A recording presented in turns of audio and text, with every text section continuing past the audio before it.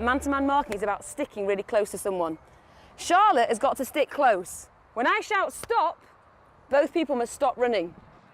Close marking is an essential technique in sport, and one-to-one work is also a valuable professional development tool. I think as a teacher you're expected to have all the answers all of the time, and you almost convince yourself you know everything because you have to in front of the children a lot of the time. And it's actually really nice to be able to go somewhere or to somebody and say I need help and tell me some answers.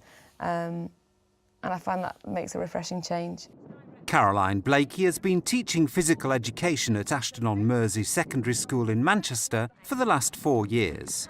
Over this time, she's been involved in the school's coaching and mentoring programme. Ladies, you are doing a great job.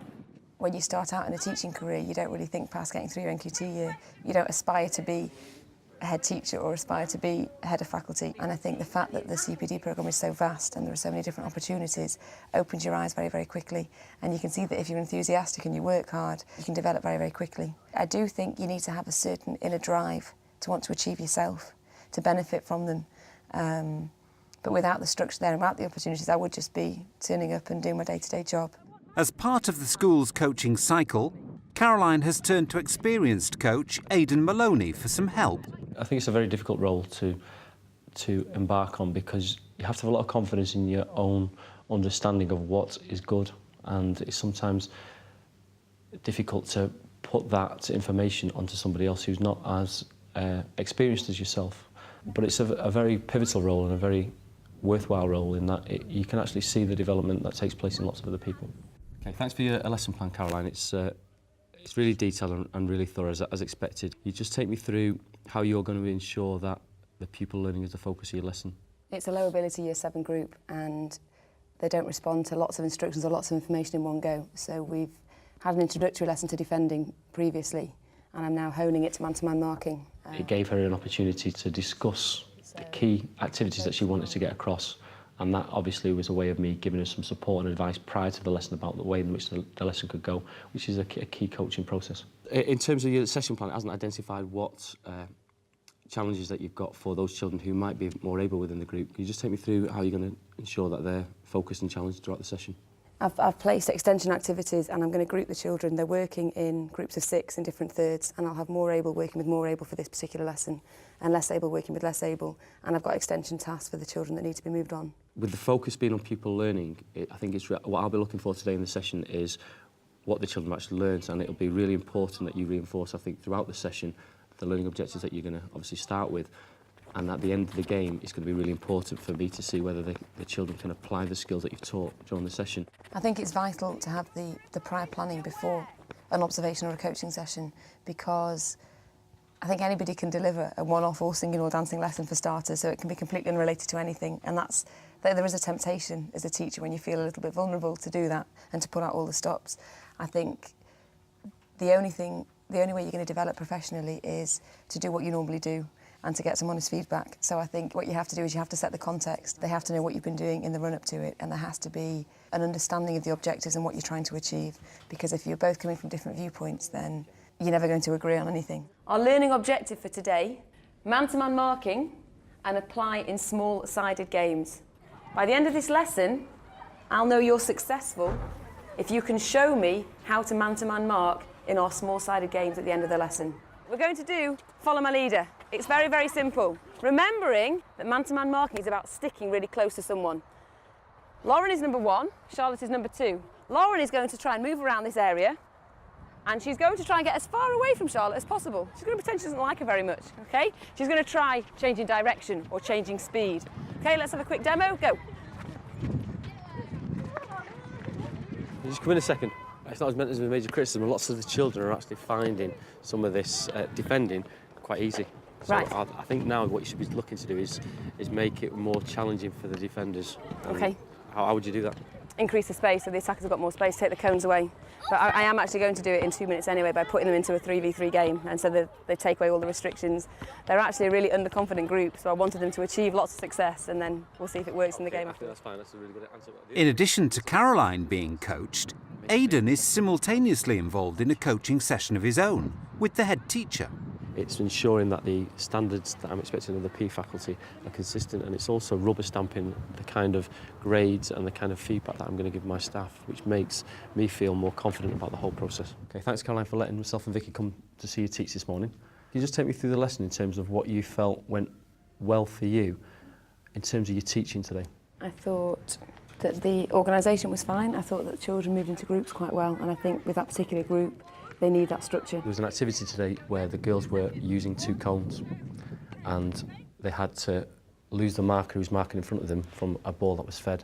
The activity itself was great, and lots of the children, the moment you set it up, were able to achieve the success of the defender.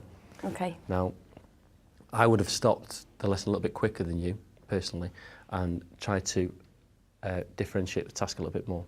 What you might do in the future is perhaps bring the children in after a minute or so of them having a go and get the children then to decide on where the cones would go to ensure that they challenge themselves. Yeah. So if they find it very, very easy, then they open up the cones to make the task more difficult. If they are finding it more difficult, when they close it, so that everybody can achieve success, and then they're differentiating the task themselves, which would be a good way forward. The coach has to be sensitive, but I also think that it's a learning experience of the person being coached. I think you have to learn not to take it personally. That if someone makes a criticism of your lesson, first of all, you've got the opportunity to talk it through, but that you're quiet and you let it sink in. Because if you're defensive and you see it as a personal attack, you won't learn anything from it.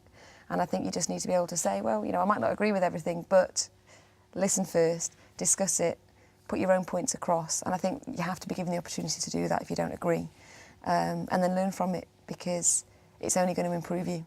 Well done. I think that was a good feedback session, and I thought it was really positive the way you asked Caroline to give you her feedback first, because obviously, you know, she'd picked up on a lot of the areas that you wanted to discuss. I also like the fact that in the actual observation, you weren't passive all the way through. You actually obviously spotted something that you wanted to do some coaching with it in the middle of the lesson. Yep. Because I think most people, when they do an observation, are very passive in it and simply see themselves as there to observe and make some notes. And if we're to move this forward and think of it more as a practical coaching session, then it does make much more sense to intervene and discuss things where appropriate with the teacher. I think it's where appropriate is important. Yeah. I think some staff will take that kind of opportunity and see it really positively. Yes. Other staff would see it as Yeah. me, you know, getting too involved with something I shouldn't be. The area where I would like to see you develop more, and it's not a criticism, it's a development, is in the same way that you were saying to Caroline, don't be so involved in it, stand back from it.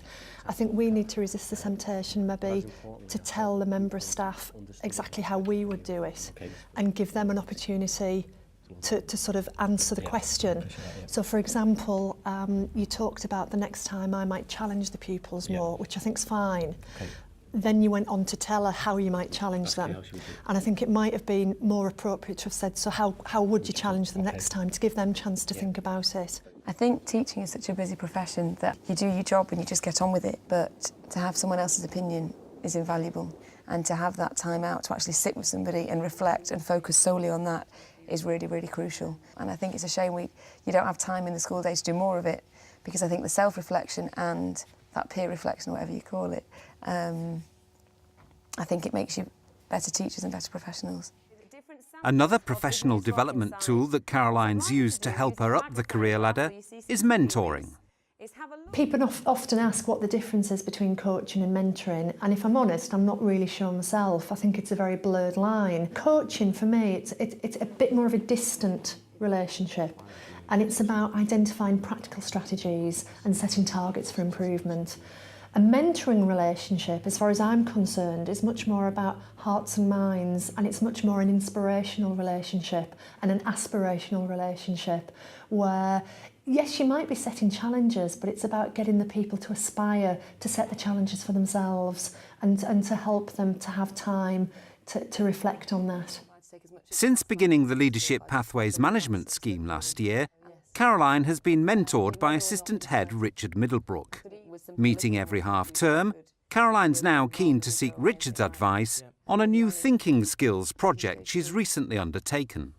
I help her develop as a leader and see what she's learnt since our last meeting, and focus on, if you like, a whole school improvement plan, which was thinking skills. That to me seems the key thing about this whole Leadership Pathways programme. It's all about what you learn and how you change as you go through it. And your whole school initiative is now what? I'm going to try to think of some ways to implement thinking skills into the curriculum. And what Vicky's asked me to do is go away and think in a bit more detail about how I can get it started, really.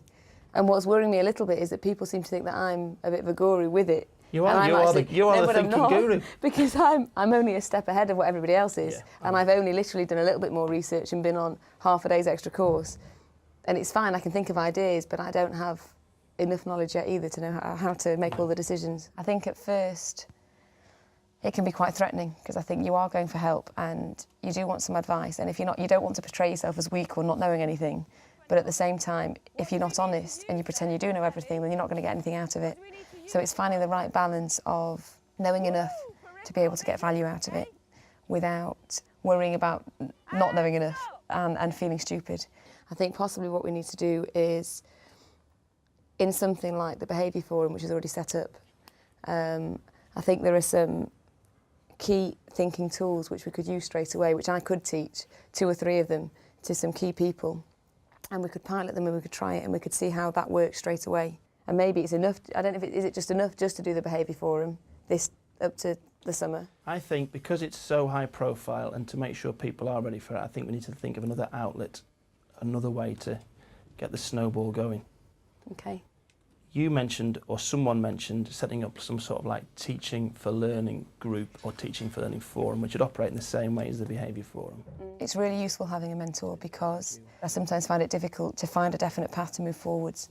So what he allows me to do is use him as a sounding board to get some advice. And he will give me some answers as well sometimes. I think that's really important because you don't just want someone to say, well, what do you think? I actually want to learn from somebody else, and I actually want someone with a bit more experience saying to me, well, from experience, I would do it this way or I would do it that way. I know it's important to learn for yourself. It's also important to learn from other people. Just for now, maybe I think I'm constantly I try and look too far ahead and try. Yeah, and think don't give yourself too much work on that. See how it goes down, because we don't know how it's going to go down with staff, do we? And if I just focus on, if I arrange a meeting with Dave Law et al. about putting it into the Behaviour Forum, Yes. and then set up when the Behaviour Forum is going to happen, and go through sort of 3 or 4 key thinking tools with the staff there and ask them just to try them before the next session and feedback on them. And that will do for now. I found the mentoring session particularly useful because at the beginning of the mentoring session when I went in, I had files and files of paper and lots of information and lots of ideas, but without actually having anything concrete at all. And I wasn't sure the best way to try and move forwards with things. But by the time we finished the meeting, although I've still got lots of ideas, we managed to extract a couple of things which I could start actioning straight away. So I walked out of the meeting quite positive and ready to have a meeting with other people on the back of the mentoring session. Thanks for coming today. I just want to talk to you a little bit about thinking skills, which I'm sure you've heard Vicky talking about. Teaching can be quite an isolated job in many respects. You're in your classroom, you're with the children, and that's it. What our programme does is take the teacher out of that situation and give them somebody else to talk to about the practice. And if you're examining your practice and reflecting on it, you can only improve.